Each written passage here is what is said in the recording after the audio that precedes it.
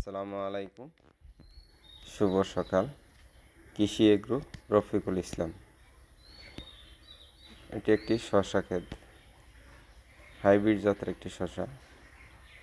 এই শসা ক্ষেতের বয়স হলো 3 সপ্তাহ। এখনই ফুলজালি দেখা দিচ্ছে।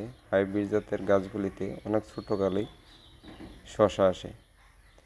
মালচিং পদ্ধতি ছাড়া হাইব্রিড জাতের শসা চাষ করা অসম্ভব, কারণ মালচিং করলে অনেকটাই সুবিধাজনক, কারণ আগাছার অনেকটাই দমন হয়। প্লাস আপনাদেরও মালচিংয়ে শসা ক্ষেতের জন্য তাপমাত্রা অনেকটাই আপনার নিয়ন্ত্রণ করে। আলহামদুলিল্লাহ মোটামুটি ভালোই হয়েছে শসা ক্ষেতগুলি, ফুলজালি দেখা দিচ্ছে। তো শসা ক্ষেতটা কেমন হয়েছে আপনারা সবাই কমেন্টের মাধ্যমে জানাবেন।